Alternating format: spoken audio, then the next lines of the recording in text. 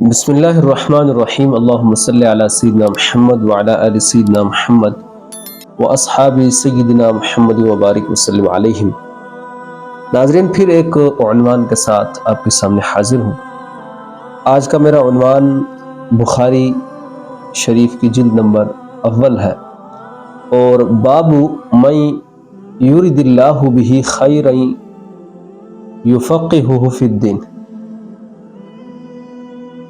اس حدیث میں جو اللہ سبحانہ و تعالیٰ نے نبی علیہ السلام کو جو اختیار عطا کیا ہے، یعنی اس کا ذکر ہے، اور نبی علیہ السلام کی مبارک زبان سے اس کا اظہار ہے۔ پوری حدیث آپ کے سامنے پیش کروں، یہ حضرت معاویہ سے مروی ہے۔ عن معاویہ یقول خطیبا سمعت رسول اللہ صلی اللہ تعالی علیہ وسلم یقول من یرید اللہ بہ خیرا یفقہہ فی الدین وانما انا قاسم واللہ یعطی۔ پہلے علم کا یہاں تذکرہ ہوا، اور انشاءاللہ پھر اس پر میں بات کروں گا کہ جہاں اعتراض کیا جاتا ہے معترضین کی جانب سے، یہاں علم کی بات ہو رہی ہے۔ آج صرف آپ اتنا ذہن میں رکھیں گے کہ اللہ کے رسول صلی اللہ علیہ وسلم نے ارشاد فرمایا، حضرت معاویہ فرماتے ہیں، بیان کرتے ہیں، لوگوں کو خطاب فرماتے ہوئے کہ حضور صلی اللہ علیہ وسلم کو میں نے یہ فرماتے ہوئے سنا۔ کیا فرماتے ہوئے سنا؟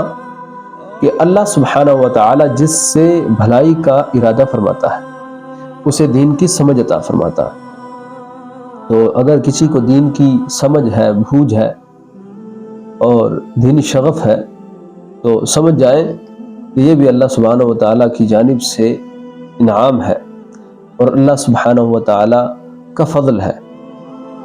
اور پھر آگے جو حدیث کا دوسرا یعنی آپ جز لے لیں، وَإِنَّمَا أَنَا قَاسِمٌ وَاللَّهُ يُعْطِي، کہ اللہ کے رسول نے ارشاد فرمایا کہ میں قاسم ہوں، بانٹنے والا ہوں، نعمتیں بانٹنے والا ہوں بحمد اللہ تعالی، اور واللہ یعطی، اور اللہ عطا کرنے والا، یعنی اللہ دے رہا ہے اور مصطفیٰ اللہ سبحانہ و تعالیٰ کی عطا سے بانٹ رہے ہیں۔ جو اعتراض ہوتے ہیں اس پر پھر انشاءاللہ دوسرا ایک اور جز جو اس حدیث کا ہے اس کو پیش کرتے ہوئے میں گفتگو کروں گا۔ اللہ سبحانہ و تعالیٰ ہمیں نبی صلی اللہ علیہ وسلم کو اسی طرح ماننے کی توفیق عطا فرمائے جیسے قرآن و حدیث کے اندر بیان ملتا ہے۔ والسلام علیکم ورحمۃ اللہ وبرکاتہ۔